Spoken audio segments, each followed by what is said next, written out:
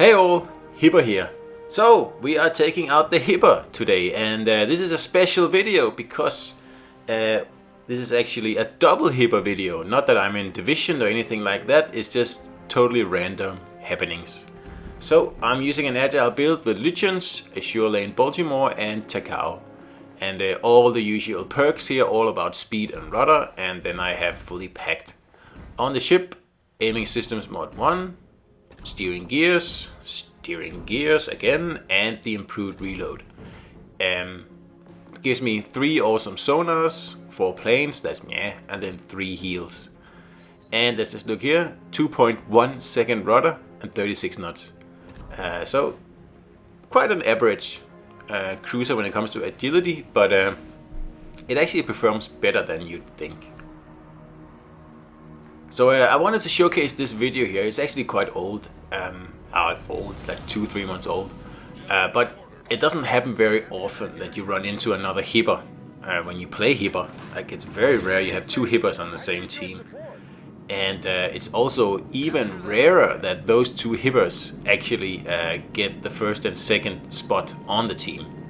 And that's what happens in this battle here. So I think it's kind of special, so I thought I would put it up. And it has been a long time since we had a Hipper video, I think. I mean, I'm a little bit conscious. I don't want to, like, drown the channel in Hipper and Edinburgh videos, because that's pretty much what I play all the time at the moment. I have slowly been playing more Minotaur and Colbert as well, the rental Colbert. But Hipper and Edinburgh, they are still the most fun ships to play, I think. They really are. Hipper may not be the best ship if you really want to win a battle. Like, obviously Edinburgh will do better because it has radar. But Hipper is still a lot of fun. And it's pretty much taken over from my Atago, because that used to be my go-to ship. And it just shows how the meta changes as we might go from update to update in this game here, and that's a good thing, because otherwise the game would be very, very stale very, very quickly. But this way here we can actually enjoy ships that used to be bad, or like not bad but disappointing, and then suddenly they just come into their own because of other ships being added, or just the general meta, or new maps, or whatever. It could be a million things. But I love to figure out new ways to play ships that's been in the game for a while. And until Takao came along, I couldn't really do the agile Hipper that I really wanted to do. But then we got Takao, and yes, I could do exactly the agile build that I wanted, which is the one I'm playing here, and which is the one I always play. So just trying to avoid some torpedoes here, and trying to get citadels as well. That's why I'm not really that interested in the Akatsuki here, because he has missed all his torpedoes, so he is going to die. It's just a matter of if I get the kill or someone else gets it. And it turns out I get it. I get it. I don't get it. Whatever you need, Leo gets. That's how it is. Anyway, that means we can cap in relative peace and quiet in here, and just try to keep the Reds at bay while I finish that along with the other guys who have followed me in here. It's always nice to see people follow you into this area here on this map, because it is quite a congested area. And of course I only want to see this on domination maps. I don't want to see this on capture the base maps. On capture the base, there's absolutely no reason to go into this part of the map, at least from the get-go. Perhaps later on, yes, it might make sense if there's like a red destroyer hiding in there or something, but really there isn't much point going this way, especially if you're in a battleship and this is a capture the base battle. All you're doing is just taking yourself out of the battle for probably 5 minutes, because all the Reds have to do is just go the other way around, and taking a battleship out of the battle for 5 minutes means that you'll miss out on a lot of damage that of course will benefit your team, and it's just a bad play, really. That's what I'm trying to say. In domination, absolutely, this part of the map is very important actually. In capture the flag, it might as well not be there, or not capture the flag, capture the base. But what I'm saying is that in that game mode, this part of the map, just ignore it, unless there's a very compelling reason to go in here. As you can see, I'm really happy about the guys I've spawned with here, because they are pushing along with me. And I mean, if there is a pushing hipper on your team, and I mean, unless the guy is totally YOLOing, it's usually a good thing to follow.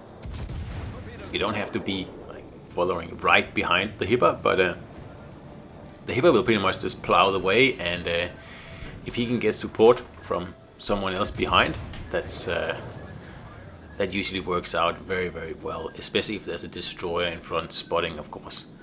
And if the third ship is a battleship, that means the destroyer spots, the hipper protects, and the battleship covers. And that's pretty much the game, really. So if you can get those situations up and working with randoms like I'm doing here, it's just so satisfying. It really is. It's much better than doing it in a division where everybody knows exactly what they're supposed to do. These kind of random encounters here with great players in standard battles, that is just so satisfying when it actually happens. Of course, it can also be extremely frustrating if you get the other end of the stick and get a bunch of potatoes and everyone running to the edge of the map. But that's just the way the game is, and it's just something we have to accept, and I've accepted that a long time ago.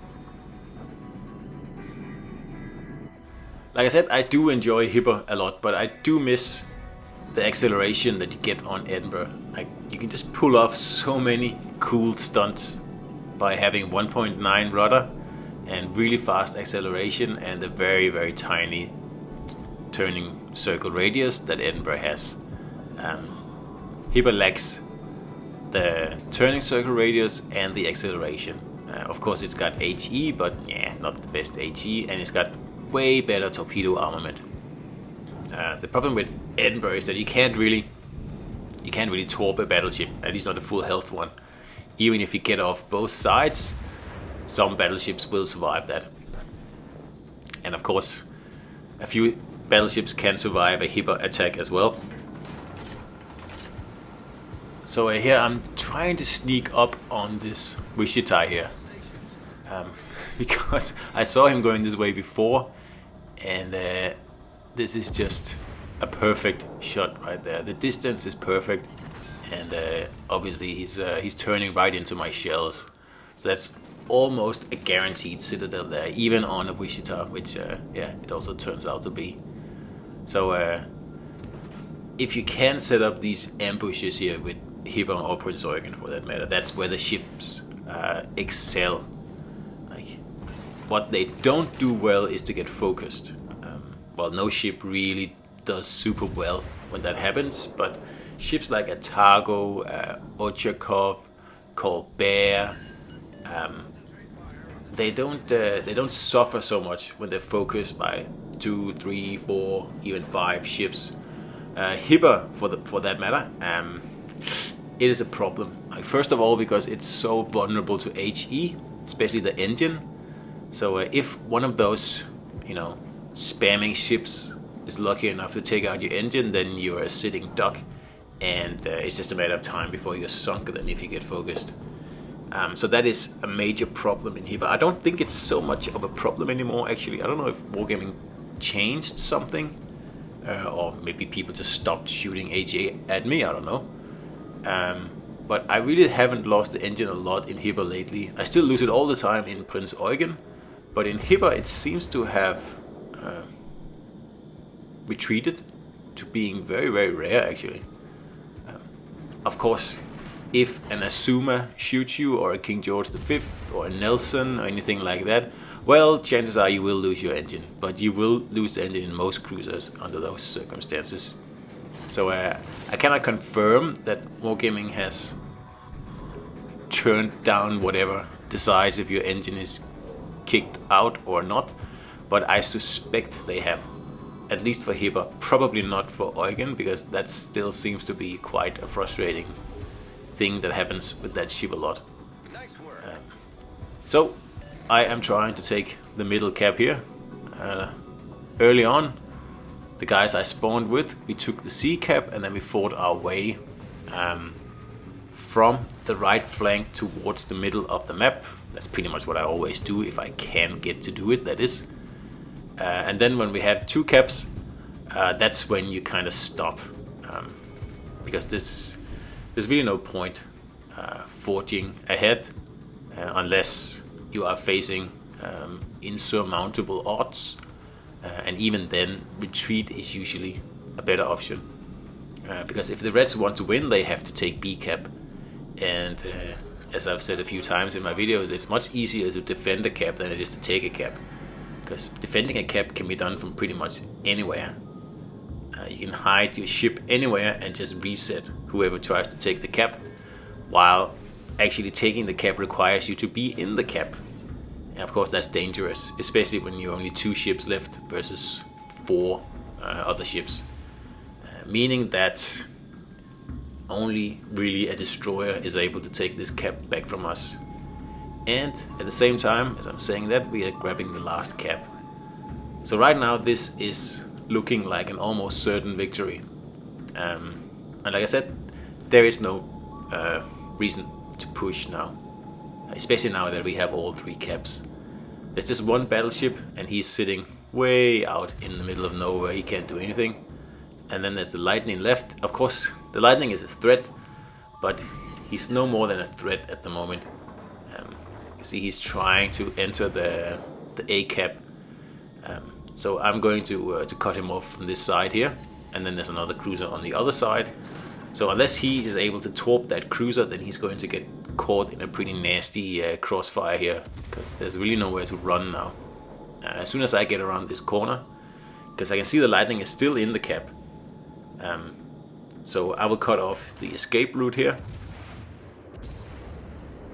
and that'll make it really difficult for this destroyer here to actually come out of this engagement alive. Like, he will have to pretty much torp both of us, the cruiser on his left, and of course me here approaching from the right.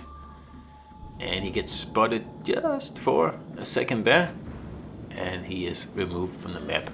So that leaves the battleship, and the battleship, like I said before, is miles away. I don't know what he's doing out there, but nothing much is really going to happen, so I'm just going to skip past that part.